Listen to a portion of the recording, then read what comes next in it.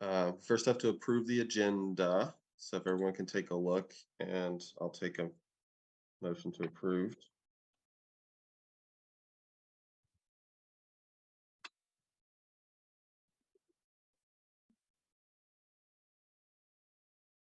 Look good? We have a motion to approve? So move. Okay, motion from Brian. Do we have a second? Second. Second from Gabe. Any discussion? Okay. Those in favor of approving the agenda say aye. Aye. Aye. Any opposed? Okay, so agenda approved. We can proceed. Comments from the chair. I don't really have anything that comes to mind. We have a lot of balls in the air, I guess. But no new developments or anything from me. Does anyone else have anything of interest? Okay. Then the next on the agenda is general business. I don't see any members of the public here to discuss anything that's not on the agenda, so we'll breeze past that and jump into so Mike, we have the review of the revised webpage templates. So yeah, we took a look last time. There was just 3 of us, but everything, seemed improved. Did you want us to pull it up and look at it, Mike, or were we waiting for SC group or what? I remember I talked to them last week and I wasn't sure if they were going to be able to make it. I know Julia was definitely not going to be able to make it.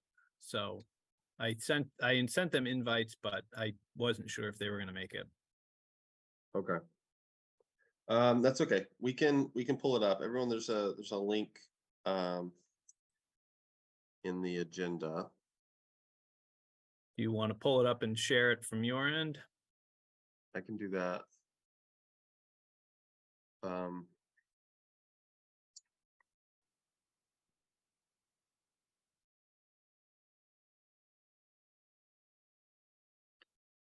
Okay.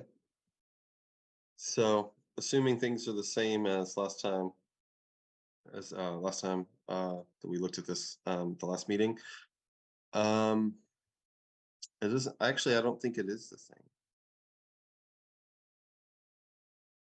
So this is historic resources page. There's an intro with bullet points.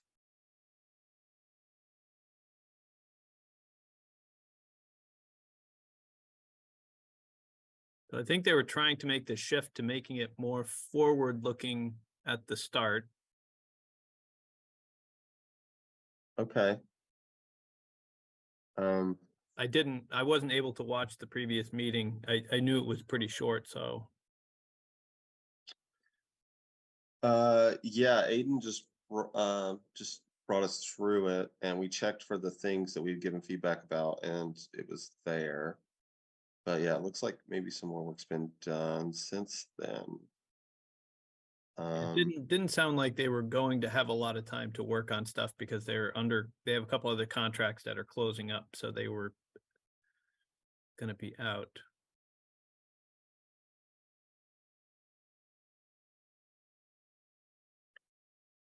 Okay, so here's the new maps.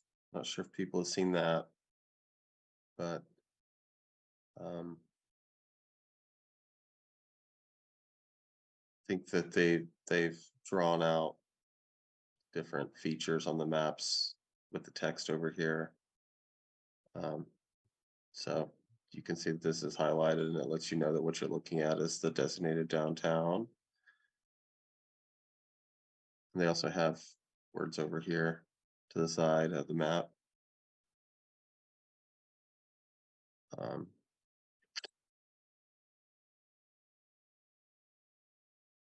I found these changes to be made it all a lot easier to understand. I think last time we kind of told them that we didn't know what all the different colors were.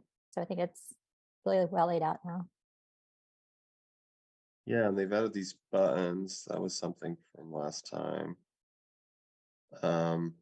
So yeah, I think that the maps are more like what we've said.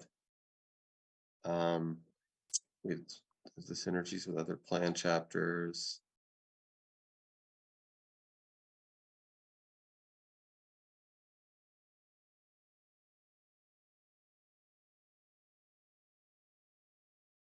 Yeah, I thought the synergies was pretty good before. I don't think they had too many changes to make in that one. No, they changed under the implementation summary.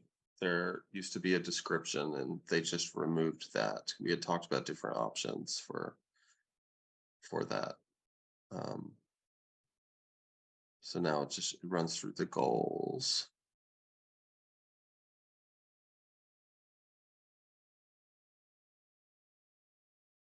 And then who's involved got put to the bottom. Yep. So we talked about that. Anybody have any response to the current state? I think those maps are awesome.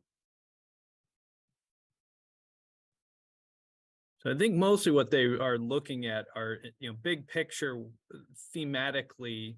I mean, people may go through and want to make word changes or picture changes or map changes or make some adjustments, but it's kind of how they've approached this chapter is how they'll start to tackle the other economic development and energy and housing are all going to kind of follow. Introduction is going to be short. It's going to be forward looking. It's then going to go into plain context where it's going to explain some things using maps and graphics. And then it's going to go to the synergies where it has some infographics and some other pieces and then moves on to plain implementation. And so it'll all have a similar look and all have a similar feel, but that's kind of the template is what they need approved. So that way they can move forward and start filling in the other templates.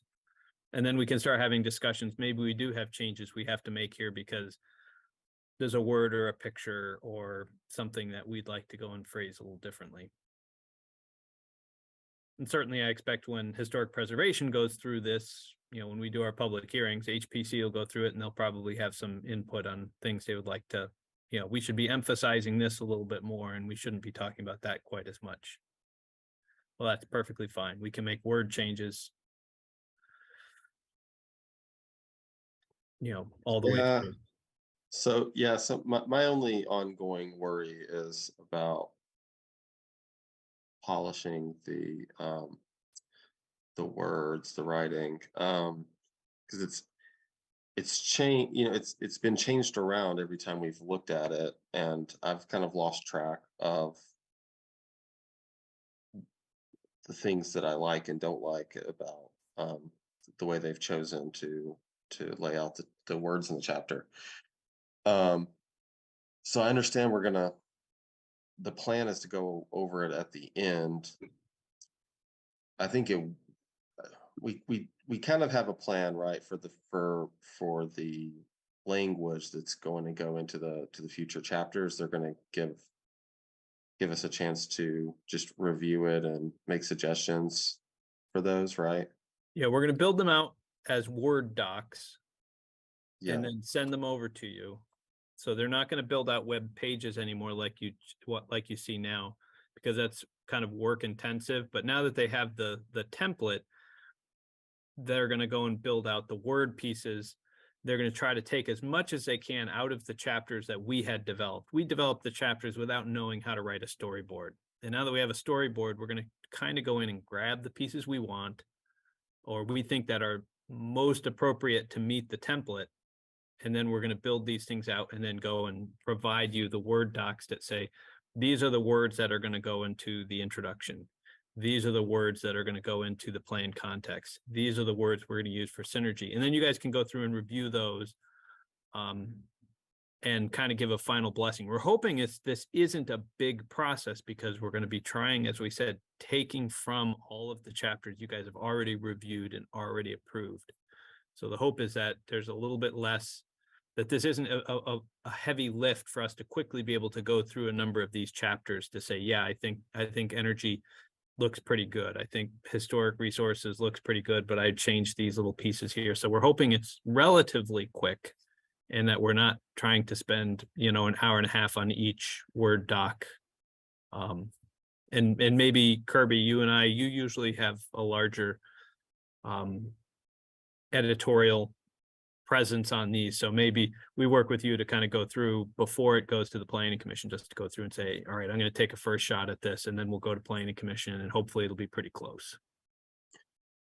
Yeah, that's fine. That's totally fine. And like you said before, we've already gone through and tried to polish up the chapters. So if the more that they're pulling directly from that stuff, the better. Yeah, that's the thing I'm nervous about, because you put all this work in, and if I don't want to fumble on the 1 yard line, so to speak, about the content. Anybody else have any other reactions, or are we good with just passing on to SE group that to go with it, to follow this approach on the other pages? Yeah. Yeah, these are good changes. I think they've been helpful. I support them using this sort of template going forward. Okay. Yeah, I think it's good. I think we've made a lot of progress. So sounds like everyone's good with it, Mike. So you can let them know. All right. Yeah, and I'll be in touch, Kirby, about what Word chapters for the next meeting. We'll get a couple queued up. I'll get them to you to take a look at. Yeah, and so the plan with those is what we'll follow what we've done with the other chapter reviews, which is I'll distribute, or I'll put on the shared page some edited language for everyone just to have access to. And sometimes, because I have other stuff going on, that they only go up with like a day or two notice, unfortunately, but I'll try to get them up sooner, just to give people a few days to read them before the meeting. So if people have come in and we're able to review them ahead of time, then we don't spend a lot of meeting time. Right, so yeah, so we'll just assume that. Okay, anything more on this before we move on? Alrighty.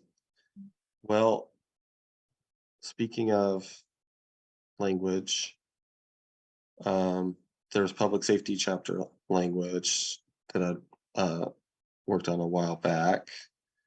And we reviewed it at the last meeting. So hopefully everyone's had a chance to look at it. I will share that also, though.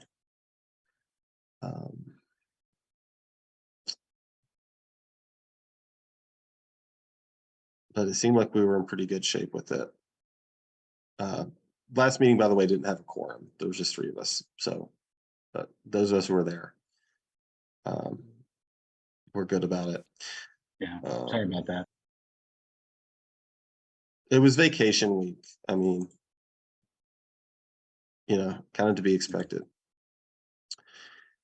Okay. So I'm just going to assume that folks have had a chance to review it. So I'll just ask if anyone has any changes or feedback.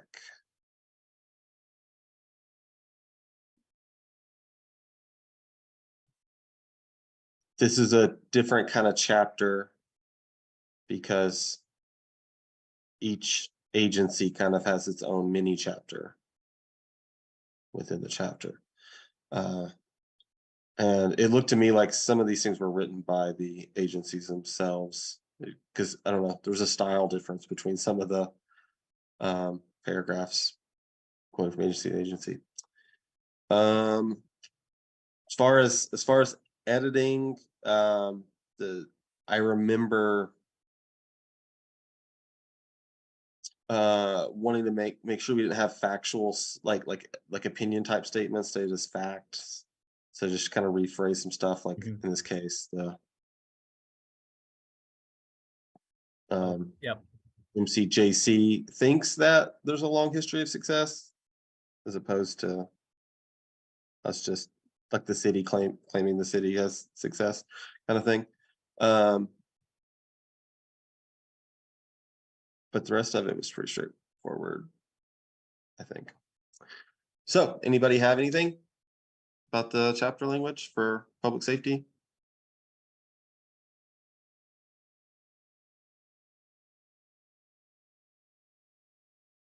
All right.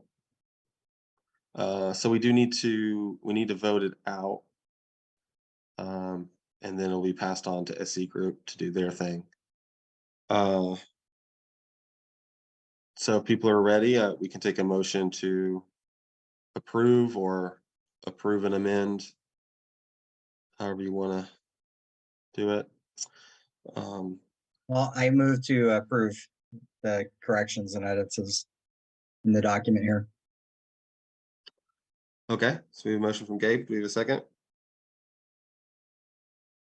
Second. Second from Aaron. Any discussion before we vote? Does anyone have anything? Okay.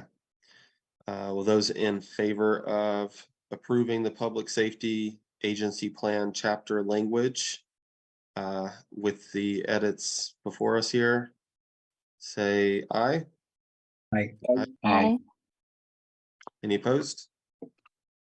Okay. So, chapter language approved, Mike. Move that along. And what we have left on the agenda is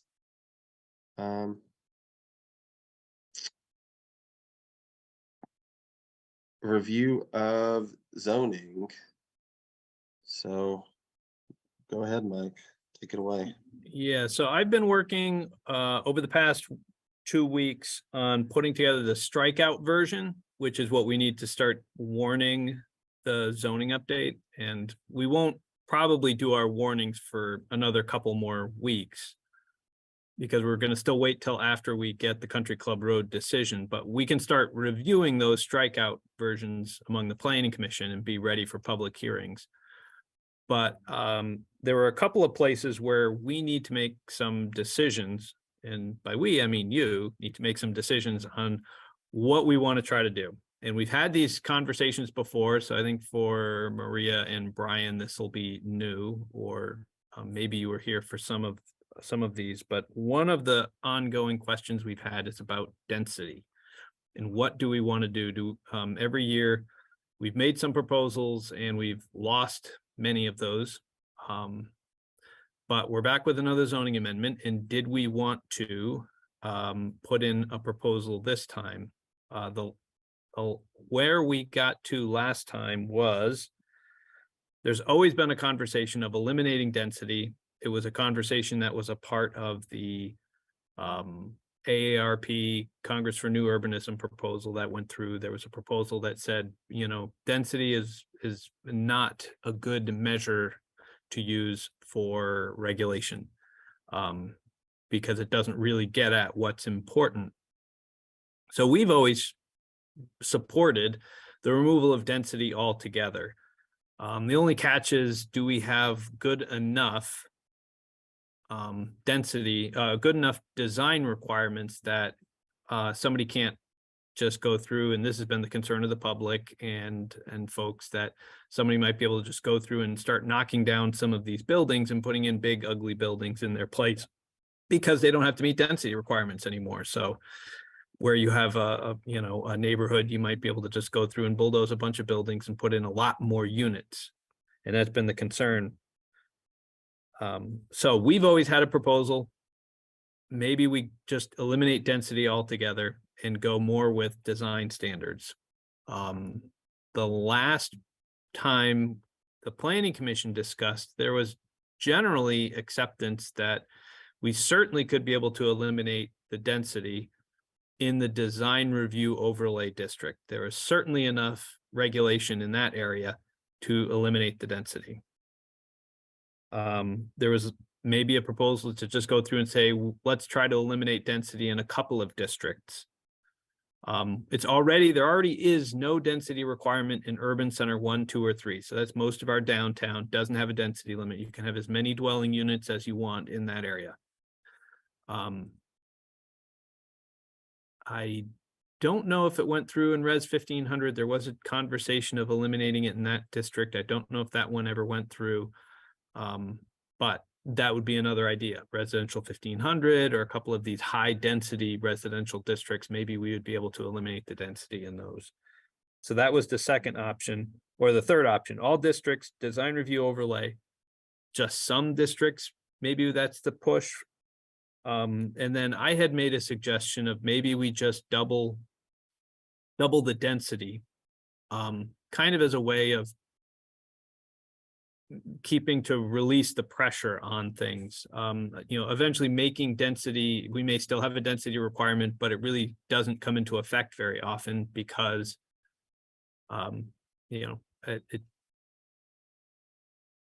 because it's not really what people actually do. And so let me use it as an example. We did already go through and say, if your property is conforming, that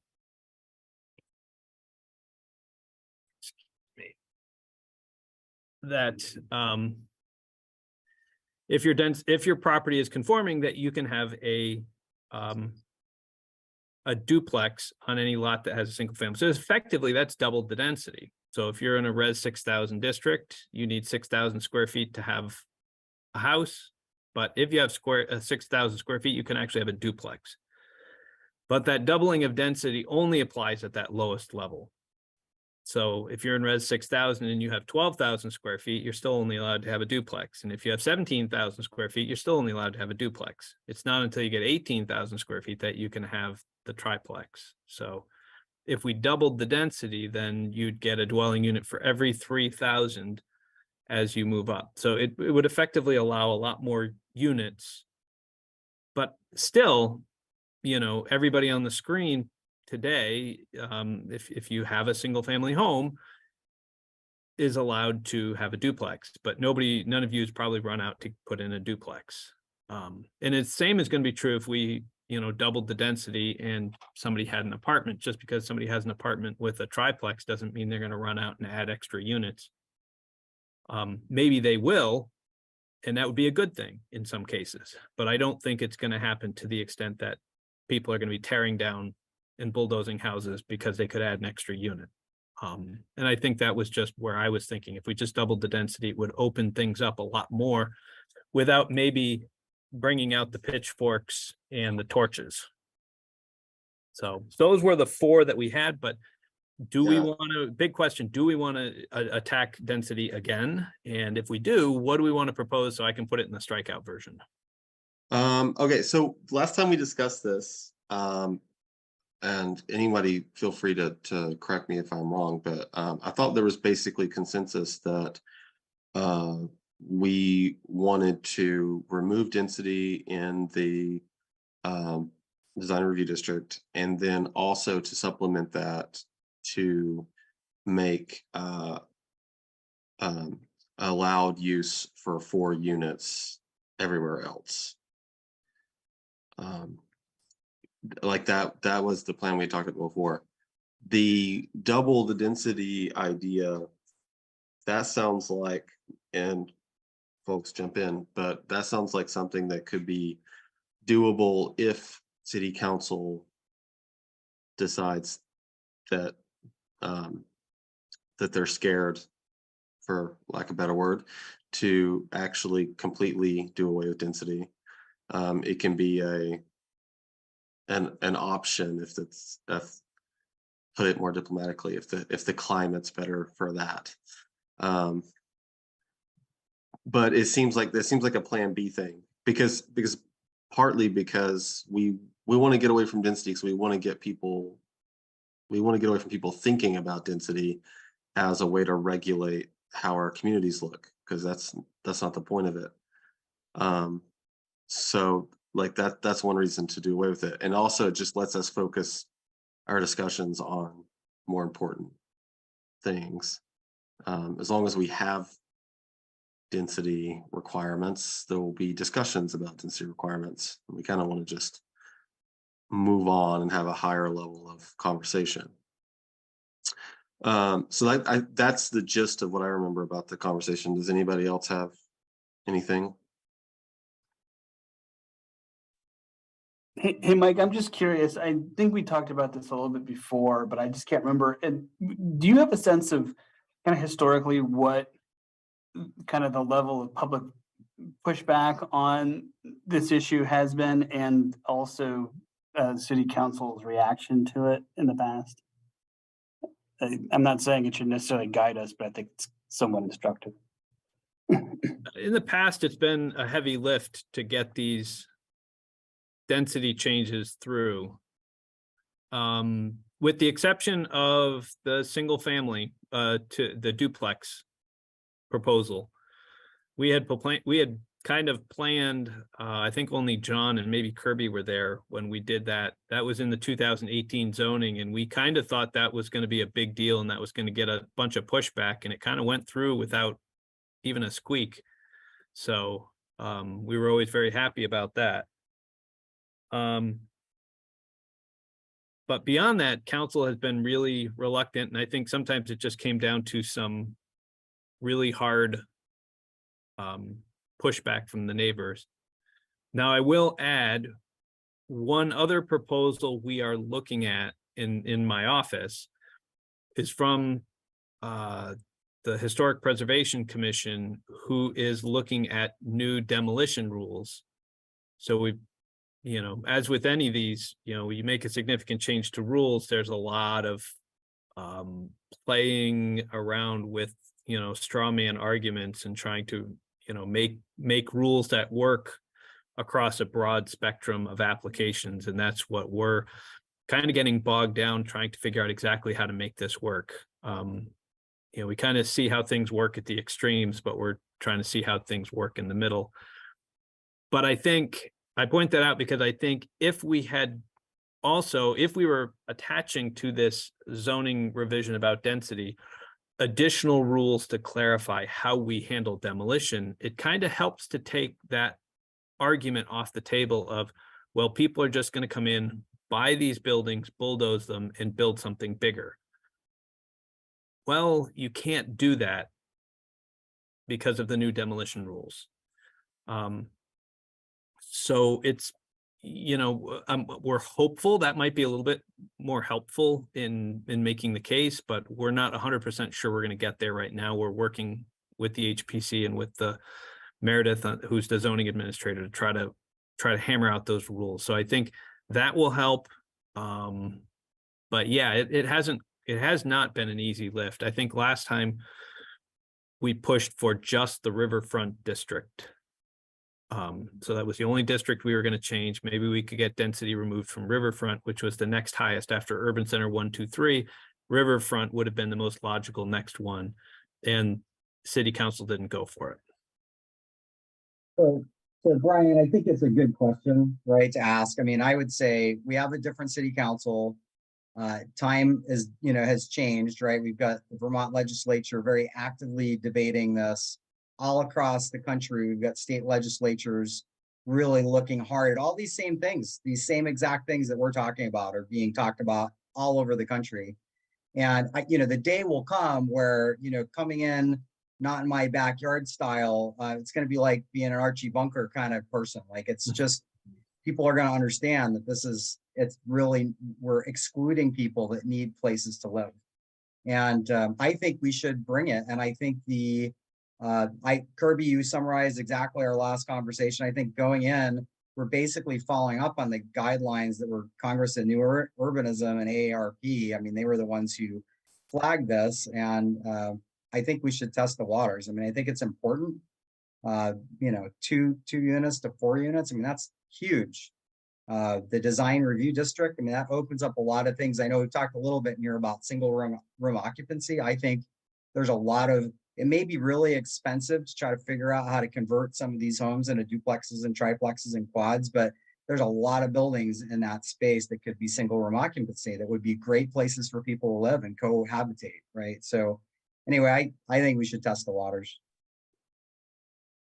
I kind of agree with Gabe and Kirby too here. It seems, I mean, 2018 seems to be a very different Montpelier than 2023. And I think the issues that are being discussed are just so different nowadays. And I'm wondering how many of the same city council are even still around that looked at this 5 years ago. Oh, the ones who are here from 5 years ago, I think are only 2. Yeah. So I think it's worth, yeah. In the face of well, it's not all about politics. And Gabe, that was Aaron's question. I'll take credit for asking you. I'll take credit for asking a really good question, but Sorry for no, I'm the inclined to Sorry, Aaron. take your lead on the design review district and to the quad. Even from my short time in town, it seems to me that there's opportunities there. And I do think politically, right, the face of the council has changed, even in the most recent election. I mean, really, not only have times changed, but I think that council has changed. And you're right, I think it's what, S100, that bill that's going through the legislature. A lot of the stuff we've talked about tracks that. You're right, Gabe.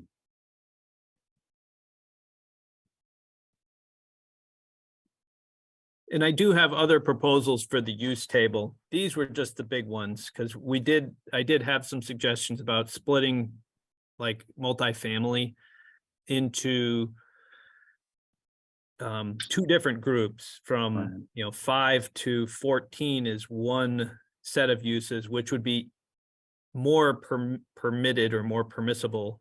And then using the existing table really just to apply for those that are 14, 15 units or more.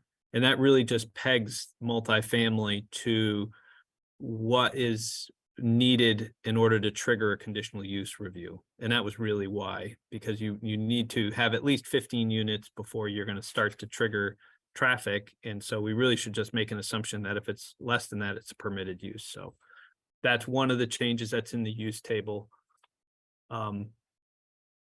That's excellent, Mike. Thank you. So that's one. The other one is, it goes a little bit to the SRO question. SROs are dwelling units in a lot of cases, but also the congregate living. There's a thought about how to break up the congregate living as well. And we had some discussions about maybe that right now congregate living is all one line. And so regardless of whether you're congregate living, you could have a congregate living. I'll give an example. When I was in Berry City, we approved one, and it's kind of one of these, believe it or not, there are 2 units above Gusto's in Berry. So they were actually rooming and boarding, because they had rooms, but they were rooms with kitchens, but they shared a bathroom. So congregate living by definition is you don't have all 5 of your requirements. You share at least one of them. In that case, 2 apartments each had a kitchen, but they shared a bathroom. And so that was a rooming and boarding facility. So it can be as small as just 2 units could be a congregate living. And that can go up to a dormitory of 80. But it's one line in our zoning. So I thought maybe we would break congregate living into, some kind of like smaller, medium, and larger. So that way small congregate living would be easy to approve. They'd be mostly permitted uses because they're going to have low impact on the neighbors, low impact on community facilities. Yeah. So I'll go through and make that change. I hadn't made that change. I just highlighted that on my list as something to bring to you guys to go through and say, would you want me to kind of break this out in the same way that we have, under dwelling units, we have 1 to 4 units is one of our classes, small multifamily and large multifamily. That's how dwelling units are broken up. And I was thinking we could do congregate living in the same way, kind of a 1 to 4 congregate living, and then a 5 to 14 congregate living, and a 15 and more congregate living. And that way we aren't also then, I mean, in all, you know, taking a step back and looking at it from kind of that 50,000 foot, we're also not being discriminatory. We're not discriminating against congregate living. We're not treating congregate living any worse than we do a dwelling unit. Let's be fair. And, you know, we're not saying one is better or one is worse than the other. We're just going to go through and treat them the same. And so that was a little my thought, and Meredith agreed. So I'll make those, break that into 3 lines. And just Okay, Mary. another quick question, and I'm sorry if this is a silly one. Density is a very fuzzy subject for me. I conceptually have kind of a difficult time with it, but this has been a really helpful discussion. I was curious, I mean, when we were talking about the AARP, you know, recommendations and the discussion that stemmed from it, I think primarily focused on what we're talking about here, which is, you know, duplexes, triplexes, quads, you know, but would making the proposed changes that we're contemplating have any impact on other kinds of infill development, like accessory dwelling units, et cetera, or is that something separate and apart? And if they do have an impact, like what is that impact? So accessory dwelling units, basically that was why we did the duplex, was to kind of take the accessory dwelling unit out, because legally it's only allowed to be applied to a single family home. So once you have a duplex, you can't add an accessory apartment to one of your duplex units. That would make it a triplex. So it kind of, that was a little bit of why we broke it up. But now in this case, if we said, if you have a conforming lot, so if you're in res 6,000 and you have 6,001 feet, then you could have a quadplex if you want to, according to what the Planning Commission is proposing right now. Now, if you have 5,800, you can only have a single family home with an accessory apartment, because that's, everybody in the state is allowed to. And we've put these rules in place to say, and that's our rules we put in place that says we're talking about conforming lots, and 90% of all the properties in every zoning district are conforming. So for the most part, we're talking about most properties would be allowed to have between 1 and 4 units.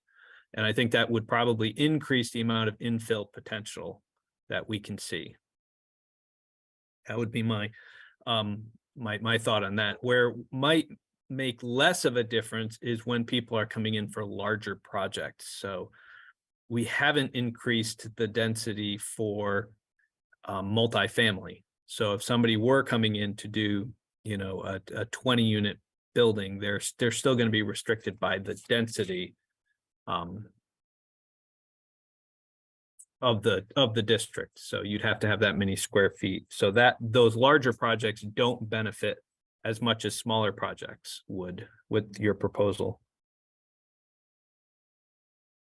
Except for the no density requirement in the design review overlay district. So obviously, if you're in the design review overlay district, you'll have unlimited unit potential, but you're also in the design review overlay district where it's hardest to demolish buildings and hardest to, you know, you're going to have a lot of burden in putting something new in. How does the project over at the Elks Club impact? Because we'd have to do some zoning changes to make all that possible as well, wouldn't we? Yeah, and some of that will have the conversation because that proposal will go through at the same time as this amendment that we're putting together is. So the only reason I raise that is because I think at least some of the conceptual drawings, there are, you know, larger footprint multifamily structures over there, right? So that would, even though we're talking about this design review district for the one area, there could be other areas that we say, hey, an apartment building might be, you know, good over in this other space. yeah, well, so we're talking preliminarily about the lower area in the country club. So those of you not familiar, the lower part of Country Club Road near where the existing old country club building was or is, and where the flat area is around it, that area we're estimating we would probably make mixed use residential or riverfront, kind of something like that, probably mixed use residential. And that's got 1 unit per 1,500 or 27 units an acre. So that might be enough to get all the density that they're talking about. But certainly, it would, we could have that conversation. And, if we were able to add some of these on, as I said, I talked about doubling the density. If we had to double the density, then we'd have more than enough for the multifamily. So if we ended up adding some of these on up to 4 units on a conforming lot, and then we double the density for multifamily, then we've really increased the potential, and density really doesn't become an issue on the lower part. In the upper part, currently, as you see in like option A and option B, are about residential 6,000. Residential 6,000 is the same zoning district as College Street, so we kind of feel has the right feel to it. But if it stays as townhouses and is built as single parcels, kind of as a condo, you'd probably be limited to those, say, 25 or 28 units. If it got subdivided into smaller parcels and then sold, then you could get double that, or now 4 times that. So there becomes a much bigger difference between the two, between how much units could get built, because if somebody subdivides it into 10 single family lots to put duplexes, triplexes, and quadplexes on, then you could get a lot more units than you could as a condo project.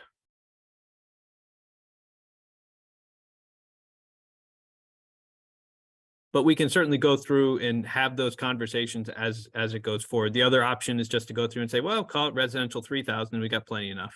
I mean, not anything wrong with that either. So Mike, you'll have a list of zoning changes along these lines, like in the near future? For everything or for Country Club Road? Just everything, I guess. I mean, if Yeah, we're gonna be, I've gotten all the way through to the start of the definitions. I've got a handful of definitions I have to do. I had a couple of places that were highlighted, and I had to find out what you guys wanted, and we need to wait on Country Club Road, so I won't have a Country Club Road. But I can make these other additions up to 4 units on a conforming lot. I'm not sure how to do the design overlay district because it's an overlay district, but I'll have to I'll think creatively about how to do that one. So that was the density. And anyone else have questions on density before I go to the next one? All right, so the next one, and I don't know if Maria and Brian were here for this conversation, but I know everyone else was, solar access. Do we want to go back and charge the windmill on solar access with our new ones here? And one that I might do is to get a legal opinion on that one, because now that we know that it actually may not be legal for us to do this, I might get a legal opinion from David Rue that might give us a little bit more to go through and say, but if you guys said, no, we don't want to ruffle that one again, then I won't. So the context last time, so like last spring when we had some zoning changes, and yeah, the things that didn't get passed by city council were a removal of density requirements in the Riverside neighborhood, and that was going to be like a tester thing. I mean, we were throwing it out there, and then we didn't do anything to try to get any kind of support. And there were it turned out to be, it turned out to be one of the things that people who were unhappy about a lot of the zoning proposals that they spoke about. So anyways, it didn't have a lot of support. I want to say a few things though. And then solar shading was the other one, the thing that we're talking about now. Those were the 2 things that were approved last time. Both of those things, my read of the city council, and based on their emails to me too, was there were supporters. And when they voted against it, there was an invitation by this is embarrassing that I'm blanking on his name, but the person who's now our mayor. Jack McCullum. McCullough. Jack was acting as the head of city council in that meeting also Mhm. because Ann was recused for other purposes, other reasons. But anyways, Jack himself back then said, please, do more work on this and come back for both of these issues. So I took it that the support was there from the city council. We just didn't get the votes because there wasn't a perception of public support is basically. So I think that yeah, they've invited us to come back. So I think that maybe we should with the shading. And part of what we need to do with the shading issue, I'm gonna stop and I'm gonna catch you guys up in case you don't know what I'm talking about. In our zoning, and correct me if I'm wrong, Mike, in our zoning right now, if you were going to construct something new, the zoning cares about the shading that you create in what you're building on your neighbor's ability to put up solar panels. It's not just about blocking current solar panels. The way it's written right now is if it might block future prospective solar panels, then you may not get approval. And we try to simplify that and we try to make it less strict because it's really, really quite strict as it is. We at the time when we realized the city council was not was skeptical of the proposal, John Adams, who, as you all know, is great with maps, did some mapping and discovered that 97% of the shading in Montpelier is from trees, and that we really don't have a buildings causing shading problem. And John also pointed out that the whole thing might be counterproductive anyways, because if you build up a new roof, say, you can put solar panels on top of it. So whatever shading is being created, space for solar is also being created. So why stop the building? So anyway, that's where that was. And Mike, you can supplement the explanation as well. But the gist of it was, yeah, that they were interested in us coming back. And it was really, I would say, wanting to not be perceived as doing something that's counter renewable energy would be the main reason why the city council kind of backed away from it. Yeah, so the zoning rules are extremely broad. They actually say you can't shade walls, roofs, and yards. So really, you can't even shade somebody's grass. So it was really the way the zoning is written, it's extremely broad. And so we proposed to just eliminate it, but we also except for protection of existing and proposed solar facilities. So you couldn't shade an existing or proposed solar panels or something to that effect. If they just limit it to roofs, then I think that's less of an impact. But eventually where this comes down to is, and it was actually pointed out in 2018, but it was in the middle of a lawyer had come in opposition to the zoning, and in a list of his many complaints against the zoning, one of them was actually that this was a violation of the theory of ancient lights. And I was like, yeah, whatever. And I let it go. Turns out there actually is this theory of ancient lights, which says that, there's no state in the United States that allows you to, that grants you as a right, as a property owner, the light that appears on your property. So, and this really comes down to, if you think about like building in New York City, a 50-story building, if there wasn't this theory of ancient lights, then everybody who gets shaded by that new 80-story building would be able to basically come in and oppose the project because you're casting a shadow on my house. So there is no state in the country allows you to say that you own the light that crosses, and so therefore shading requirements would break that theory of ancient lights, and we would be one of the only places in the country that regulates it. So turns out that complaint, that long list of complaints about the zoning, actually had one that was right. So and I know this because we then had this set of rules appealed to court last year, and the person who appealed it lost, but they lost under other extraneous stuff.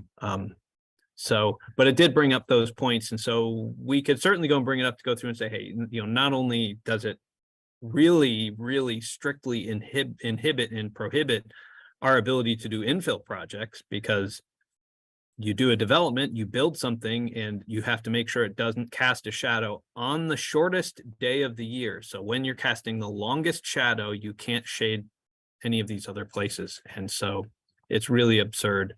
So that's some of the background that we really shouldn't from a constitutional standpoint. But, my question for you guys today is, do we bring this up again? And if we do, how far do we want to go? Do we want to try to go through and say, hey, ancient lights, we should get rid of the whole thing? Or are we going to make more of a political play and say, let's try to restrict this just to something? We're only going to apply it to roofs, or we're only going to apply it to this. So that way it's not taking such a big bite. When this first came up, I went and I was just looking at, like the most progressive states, and California is like #1 leading in solar energy, and their case law is basically what you had proposed as the solution, right? It's like if you've got nothing else, right, you have to have an existing, or you've got a permit to put one up, right? If you're creating a problem for a project that's been approved, well, you can't do that. But otherwise, you same sort of thing. I don't remember if that was in there, the ancient lights idea, but I think between that, having a legal opinion, it's just not legal, and then having John's analysis, which is like, look, this city couldn't exist. Like we'd have to demolish the city to be in compliant with these rules, right? If we applied them retroactively. So. And was this part of the 2018? Is this part of the that rule put in place in 2018? Is that what? Yeah, it was first put in place in 2018, and then we tried to amend it and remove it at least once and maybe twice. Why was it put in? Good question, Maria. It was suggested by our consultant, and it was because we had a very we're going to be net zero, and we want everybody to do energy efficiency, and we want to do all this. The rules kind of went in without a lot of, and again, when we redid the zoning, it was everything. So there was a lot of stuff that didn't get as much careful review as other things. And this was one I didn't like a lot, but I kind of managed to wiggle it over to a place where it wouldn't get used very much. So it's only in major site plans, which we don't get very many major site plans. But one place that is a major site plan is new construction. So if you're constructing on a vacant lot, and it's larger than a single or two family, then it's got to go through major site plan, and that's where you get tripped into this rule. So if you do a triplex or a quadplex, and I think one of John's suggestions in the past was, well, let's take site plan and make 1 to 4 unit projects exempt from site plan. That would then get most of these out of it. But again, it would still exist. So there are a couple of ways of, I guess, minimizing the pain. It's still there, but we minimize the number of times it's going to show up. But at the same time, it may not be constitutional, and it's generally, I think, a bad idea. And I thought so at the time, but you pick your battles. I like the idea of limiting it to, casting shade on solar panels, or I think, Gabe, like you said, if someone has like a permit to get a solar panel, so it's not just like this amorphous someday, maybe I would want to get a solar panel in my backyard, and how dare you? So yeah, I think to me that's a good kind of limiting feature as opposed to just getting rid of the entire thing. Yeah, and that's probably where I would go. It's where we ended up last time, 2 years ago, was the proposal was really to, or maybe it was last year, to just go with existing and proposed. And we can define proposed however we want.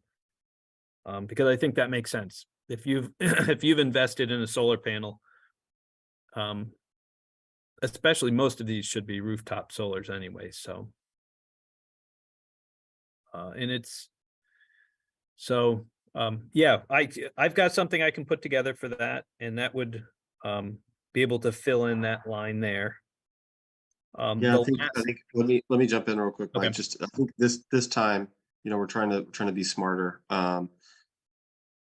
This time we'll just make sure that in our proposal that we include John's research. I think, by the way, I think you were asking if we thought a legal opinion was a good idea, and it sounds like we do based on what I heard. So if we can put in John's research in with our proposal, and we can include any legal opinion we receive. I would say that ask for the legal opinion. I wouldn't ask for just any, like, for that one theory, though. I would ask for just generally, what's the legality of this provision? Well, he was our attorney when we went to court this year, so he's already somewhat familiar with it, so it won't be an out of the blue thing. I mean, it's a set That's of great. provisions he's already looked at because we were sued under that, or an appeal was made under that provision. Is this still being litigated? Nope. Okay. Nope. It was a strange it was a strange appeal in its foundation. So it was really more of a what you call it? It's they weren't in the design review district. They thought they should be in the equal protections. So they said, this is a violation of the equal protections clause under the US Constitution because I'm not in design review and I should be protected in the same way that properties are in the design review district. So Oh, okay. it was kind of a reach, and but it also drew in under that same argument, there was an equal protections that said, I'm not protected by the solar access, but I should be. And so under equal protections clause, I should be protected under these rules. Okay. And so, our attorney did look at it but not from the standpoint of what we would be hoping it would be looked at. We want to see, we're kind of hoping like, oh, this would be good. We can get a look at Right. this from an attorney, but Yeah. that part of the question never came up. Okay. Yeah, I remember you telling us about that now. Okay. So yeah, I think that for this and for the density thing, we're just going to make sure that we put in our memo, our explanation to city council, our full reasoning, and make sure we do a good job with that, in addition to the other things we've talked about too, like So outreach ones. the other recommendation we may do, because we've all gotten comments from Peter Kelman and from other folks that we don't do enough outreach at the start. So what we may do is get our proposals put together even before we hear from Country Club Road. We may have some time as a planning commission to just go through and have a public input session where we say, hey, this is not the public hearing. There's going to be a public hearing, but we want to invite people to come in and talk to us. And we're going to put information out. Maybe we can get an article in the Bridge. Maybe we get to go and say, this is the proposal that we're going to be making. And we'd love to get your input before we warn our public hearing. And these are some of the big things that we're going to be looking at. We're going to make this recommendation about the density, and this recommendation about the density, and this recommendation about solar access, and whatever else we want to put in that list, so we can have a meeting with the public before we have our hearings. So that way people can't say, you never asked us our opinions. That would be a recommendation to you guys to maybe think about, and I can organize that with the staff here and do that when we're ready to go. So the last one I wanted to run by you, I've heard, from Gabe on this one, a couple months ago now, is regarding what we call the campus PUD. It's a planned unit development. So planned unit developments are subdivisions that kind of fall under special rules. Let you make them, smaller lots. Think of a classic planned unit development would be a clustered subdivision where, maybe you have 10 acres of beautiful farmland.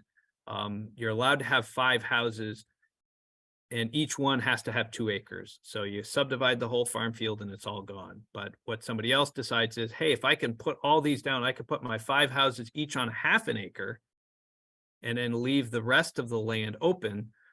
That's better for everybody. I still got the same number of houses and I've conserved it. And you do that, it's a planned unit development. It lets you kind of bend the rules. It lets you look at the whole parcel to calculate your required dimensional requirements, as opposed to each individual one needing 2 acres. You're like, well, each one is going to have a smaller frontage and a smaller lot size.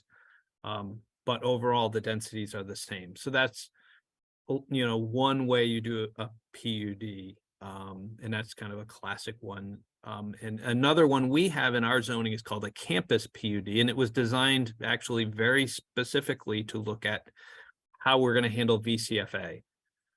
And one of the special provisions in there, because you can have special rules that break the zoning, basically is how it works. But usually it just allows for dimensional, lets you break the rules with dimensional stuff. In this case, it also allows you to break the rules on uses. And this is where a lot of people in the neighborhood on College Street and other places that really had concerns about, should we, in our campus PUD does go and say, anything that is a permitted or a conditional use becomes a permitted use in the campus PUD. You no longer have to go through the conditional use review. It just becomes an administrative permit. And the campus PUD can request from the DRB other exemptions. So other uses that are not allowed in the district can be added into the district as well. And so that has kind of gotten a lot of people scratching their heads and saying, I'm not sure I'm comfortable with that. It really kind of sounds like it's the Wild West. The planning commission writes the zoning to allow things based on densities and districts and everything else, and suddenly everything goes out the window if the DRB decides to give broad things, and these carry forward forever. So it really becomes very difficult to claw these back in the future, as opposed to what happens with a lot of people is, hey, I think this use should be allowed in the district, and then everybody gets the right to do that use.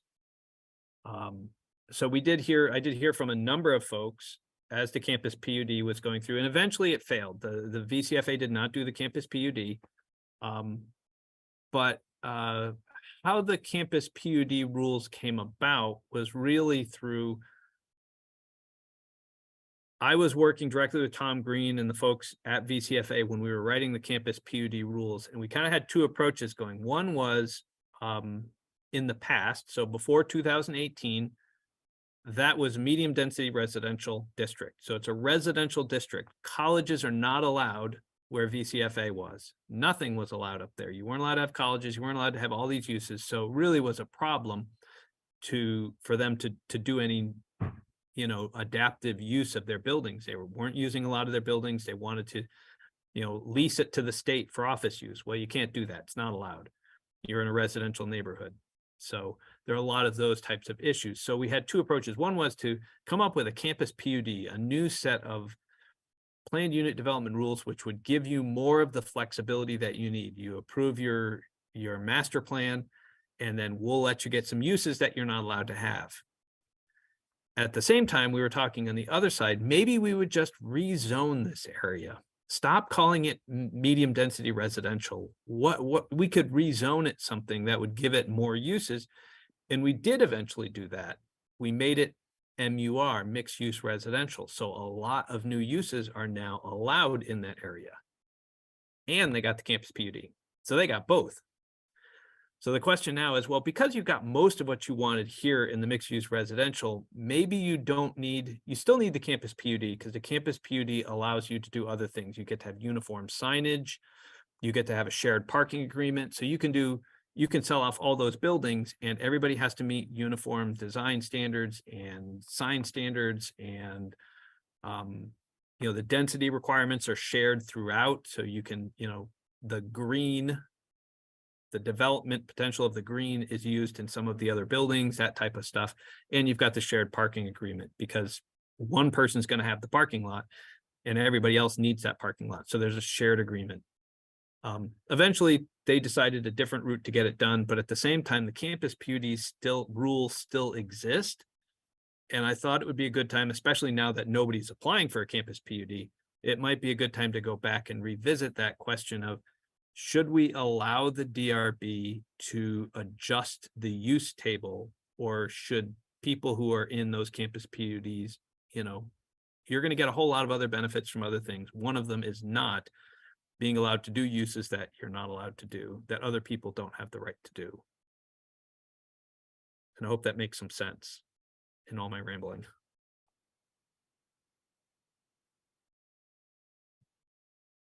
I think that makes sense. Like what you said makes sense. We created a new neighborhood, mixed use residential, but there's still things that go on the campus that are not permitted uses in the neighborhood that we kind of custom made for that location.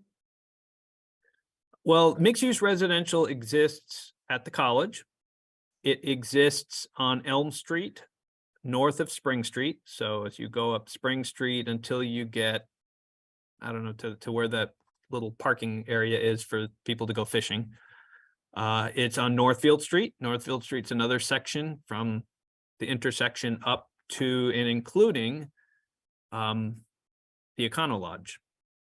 So all of that is all mixed use residential. So they didn't get any special zoning. They got the same zoning as these other places. But they do have a lot of uses. You could put a hotel up there, because we have a hotel in the Econo Lodge. You could put office uses. So there are a number of things, and we've talked a little bit about tweaking a few things. Maybe a few of these should be adjusted use-wise on the use table, because I think you can have personal and professional services, but you can't have an office. So I think one of the proposals is we'll allow offices in there. It doesn't make sense that you can't have a law office on Northfield Street or Elm Street or up on the college. Okay. So we'll add an office in, but other than that, we kind of thought most of the stuff that's going on is well covered. It's well covered by mixed use residential and what's allowed.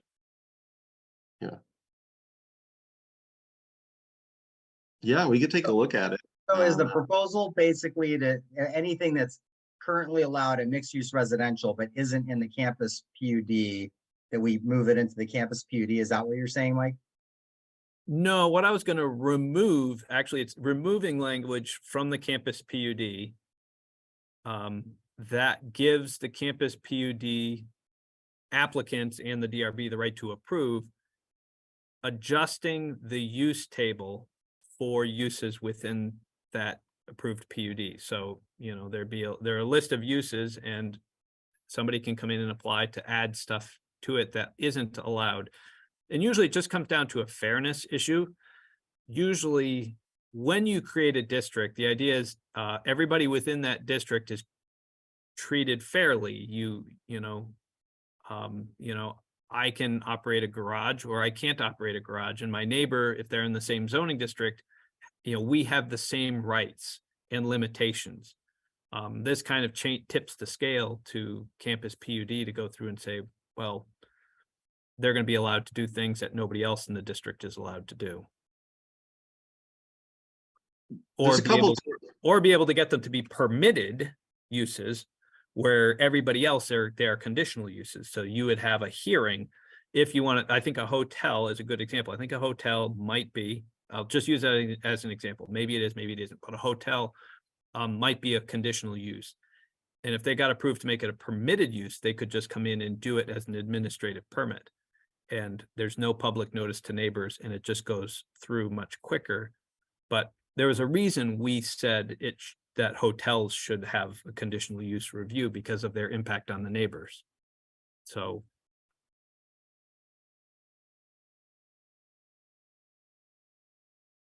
A couple things come to mind for me. One of them is that the campus up there is unique, and I don't think it's fair of us to say that it should be compared to some of these other places in town that are different. You know, like the Elm Street strip that you mentioned is, I live right next to it. And I get how that makes a lot of sense for mixed use residential, but it is very different than the College Green. So, you know, that's one thing that comes to mind for me is maybe they should not be the same neighborhood. Maybe we should treat the campus as a unique thing because that's just the reality. Another thing that comes to mind, and this is like kind of a minor issue, but I've got to say, ever since I've been on the Planning Commission back in 2018, when we talked about PUDs back then, or 19, or whenever you know, I've always thought that the PUDs we offer don't really offer much to people. I've always thought, like, if I were a developer, I probably would say, well, what am I going to get if I go through all these extra PUD rules? Like a little bit more density, you know, like a lot of the cases it, so I don't know, that's just like a footnote thing, just to say that, like, it would be nice to have a discussion, or when these things come up, for us to keep in mind, like, what are we trying to get out of PUDs? What are we trying to entice people with?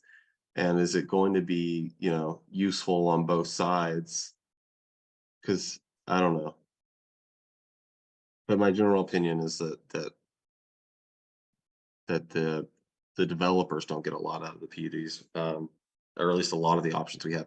But this was a case where it sounds like there was a PUD that did actually offer something of some convenience. No, and I agree with you, Kirby. And I haven't, you know, it kind of goes back a little bit to, there were two groups as we went through 2014 to 2017. One group went and said, let's make the densities really low. So, you know, low density, and then have these PUDs which have higher standards. So if you want low, if you don't want to do these high, you know, these really nice standards, then you only get low density, and we'll kind of use a little bit of extortion to kind of get people to do this.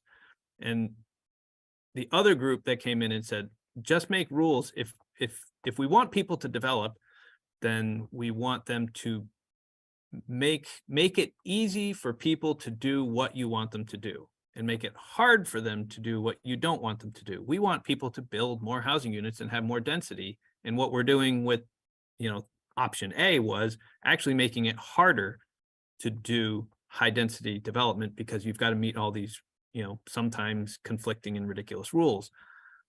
So really what ended up happening is we ended up with, again, both groups got what they wanted. So we ended up with high density new zoning. So 90% of everything is allowed.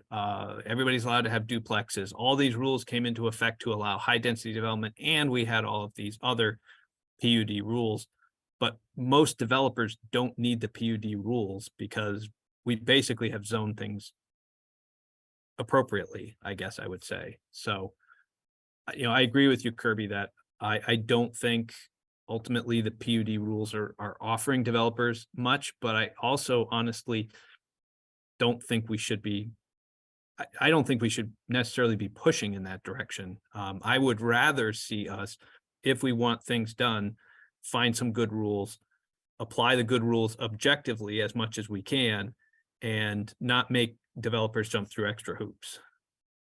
I agree with you. I mean, I've always thought PUDs, it just seems like a gimmicky thing. It seems like, I don't know.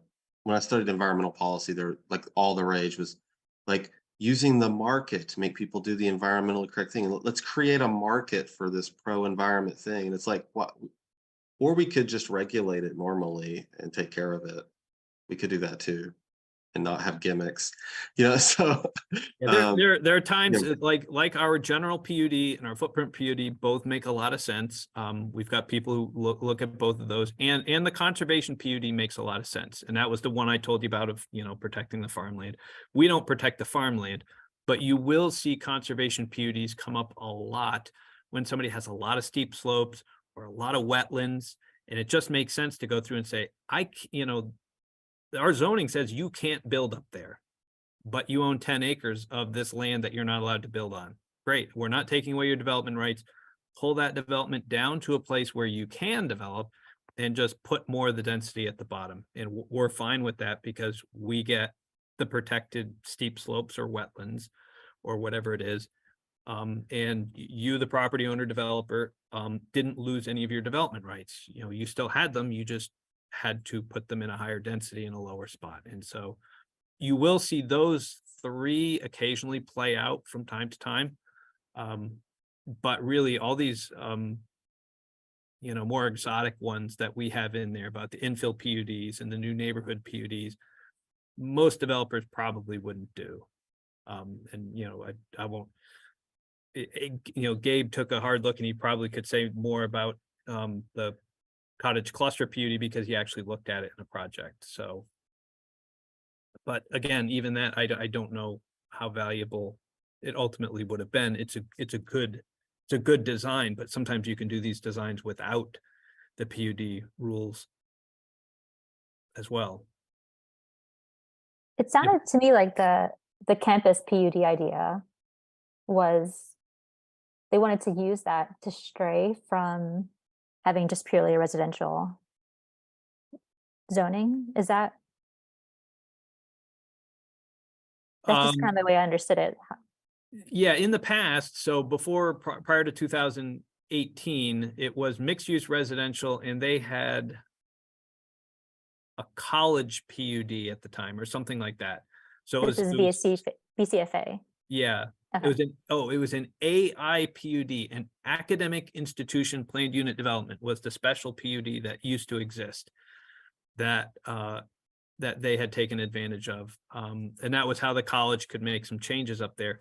But it really was very difficult to use and very arcane. And so when we were redoing the zoning, they wanted something new. And so we worked out new AI PUD rules that we call the campus PUD. And then eventually at the same time, we recommended these other zoning changes, put it in a new zoning district, and most of its issues went away. Because that new zoning district had enough density to meet most of the uses. So it kind of fell into place that, even now they're selling the buildings and they said, well, we really don't need to do the campus PUD. We'll just sell the buildings without the campus PUD and be done with it. And that's what they're going to do.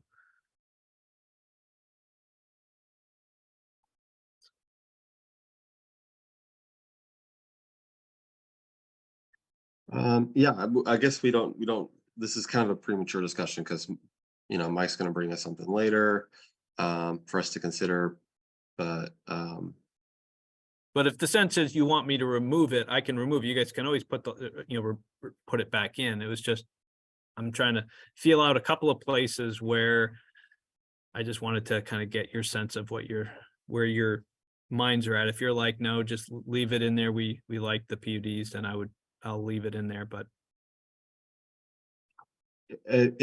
unless this is the only part of town, well, I mean, I don't know. I guess there's other places where anybody that we have did places that generally, we wrote the campus PUD generally, and we did that intentional because we didn't really want to just allow this PUD just for that college. So anybody could come in with a campus PUD anywhere else in the city as well. There's nothing that limits it just to that area. So somebody could be down on Route 302. They could be up at the country club and decide that's what they're going to apply as a campus PUD. So the rules would still exist to allow the flexibility in changing uses.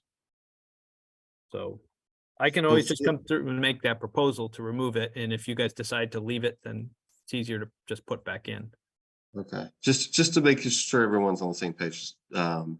So Mike's talking about for the campus PUD to remove the benefit of having an automatic approval for conditional uses. And you know, the conditional uses would be for the neighborhood that campus happens to be located in. So they would vary depending on where it's located. In the case of the College Green, it's mixed use residential. And yeah, I mean, if we're talking specifically about the College Green, and maybe this is a can of worms, it probably is. I would think that maybe the best policy would be to make that its own unique neighborhood. That doesn't have to necessarily follow what exactly mixed use residential is. But it sounds like that's a hot topic recently because of the sale of the school.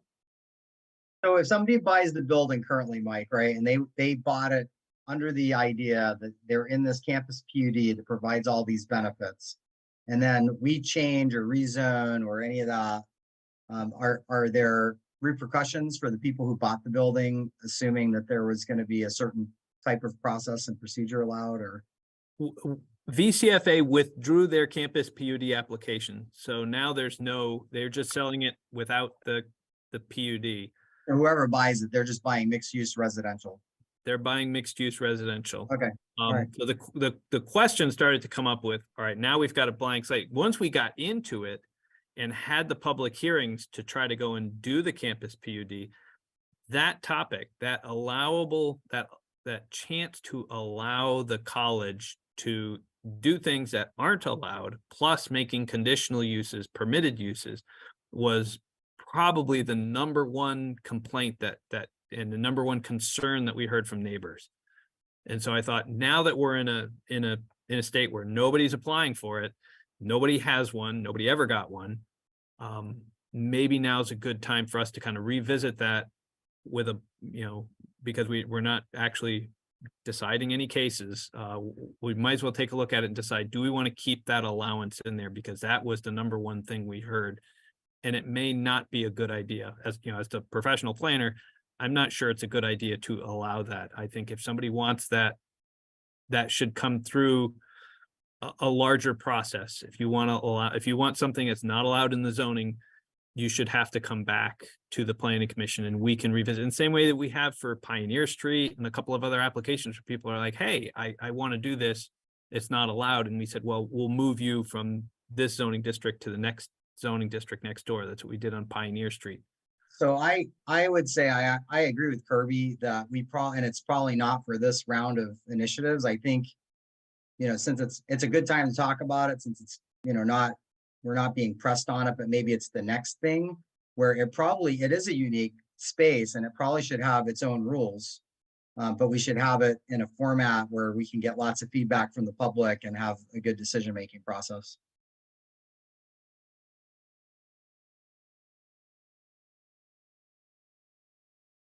Yeah, I agree with that.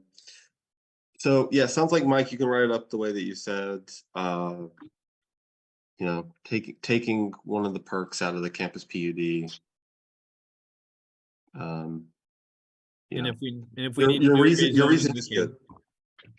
good. Your reasoning's good. I mean, there's a reason why conditional uses have an approval process. So ditching it arbitrarily is could lead to unintended consequences. So, but we can have this discussion because we're going to have to go through all these zoning things when Mike puts them before us to vote. So we'll have another chance to consider this. Yeah, and I appreciate the help because just like I said, if any of these came back to no, don't bother doing it, then I'm not going to spend a couple hours putting something together. And that was just why I wanted to kind of float a couple of these by that are like, I know we've talked about these in the past. What do we want to do? Because I can go forward and make the strikeout copies and get stuff ready to go and bring these up to you guys. And we can start going through a lot of stuff for Brian and Maria, for you guys. Most of these end up coming through as just typos and line outs and punctuation. There's probably going to be, I think my list has 65 changes on it right now. But most of those are, typos and change this and move this section, and we'll have a handful of maybe 10 of them that are actually substantive changes, and then wind up with a 1 or 2 zoning changes. So I don't think this is going to be there's not going to be a big hearing, except as it comes down to probably most of the things we just talked about. And country club rezoning. That'll probably be, 54 changes, and all the comments are going to be on 5 things. So.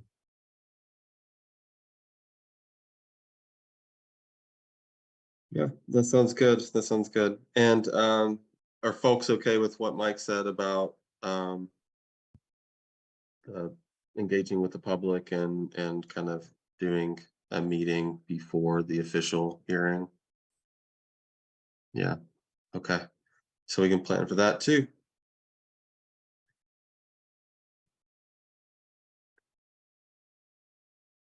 Anything else, Mike?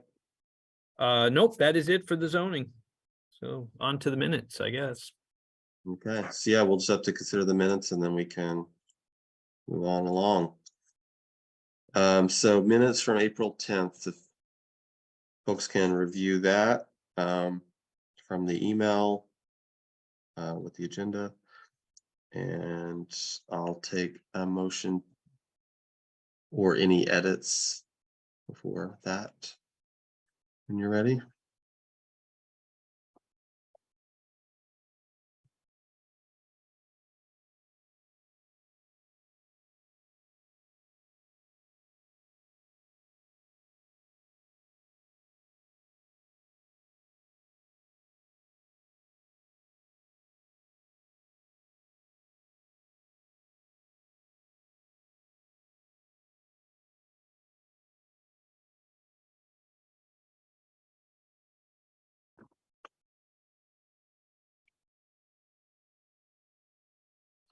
I like that the minutes didn't say that Kirby was really mean, so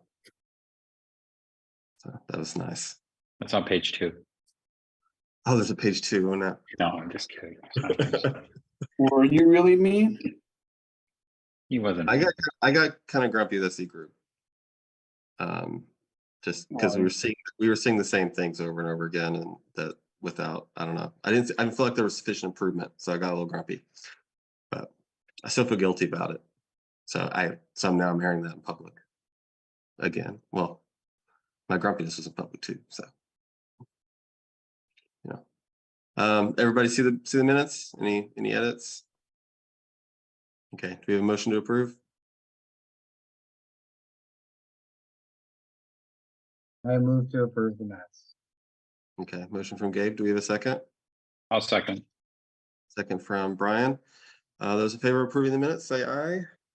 Aye. Hi. Any opposed? Okay. Does anybody have anything else before we adjourn?